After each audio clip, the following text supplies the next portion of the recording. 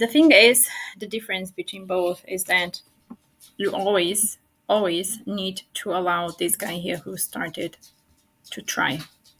And the attempt that he got was from this area, like 50% discount. Is he going to try again? Yes, that's possible that he's going to try again. Unless, of course, after that, we see a strong break there and price holding around the area. Then, okay, then he tried from there, 50% discount. He got completely taken out. At this point here, we are not at this point when price break here. We are not sure as of yet. And this hold if the sellers are done.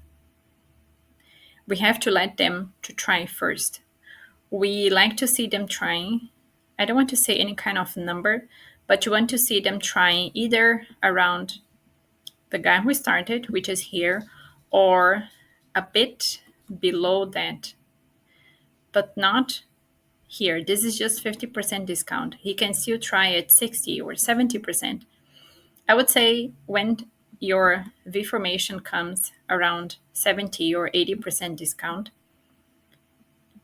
this is something that you can trust more. So you see here that they tried from there and they failed. They tried from there again and they failed. At this moment here, if you're able to see a hold there, you can take the trade. Like here, unfortunately, we cannot see it very clearly, but from the 15 minutes, we can see there was even a refresh around there after these buyers came so strong. And after this refresh came, the buyers, they made it high, and this hold is the moment for you to enter the trade.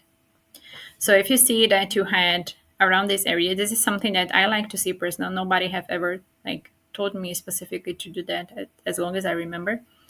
But if you have like an area, let's say this area here where the sellers are trying, right? And if you see that you have, you can clearly see that they have tried from there, they have failed. Once you see any kind of a hold, this is a moment for you to enter. And this hold here is when you want to look for the FOMO and the dash. So if you go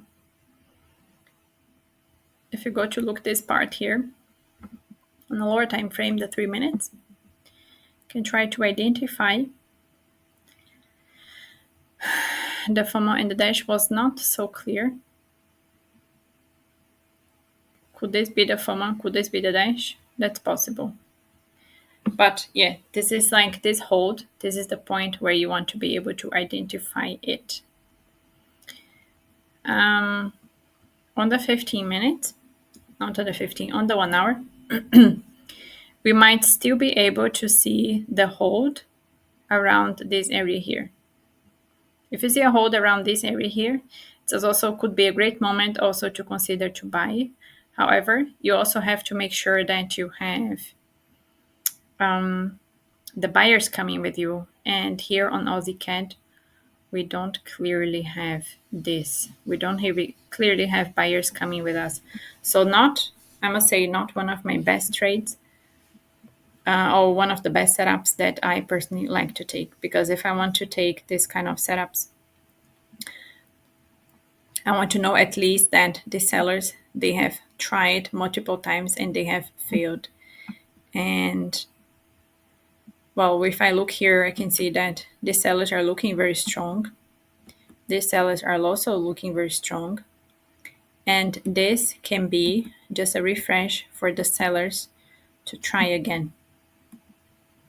From the daily, we also have sellers. Sellers are still here, and we are just around an area where the sellers might try again. So buying from there could be a bit risky, just for you to be aware of it. But again, answering your question, you want to see the guy who started to be taken out, preferably to be taken completely out, which is happening around this case. Or if you want to enter prior to him to be taken out, you want to see a clear attempt of the sellers from a good area, either around there or maybe a little bit higher. Now we have a clear trap.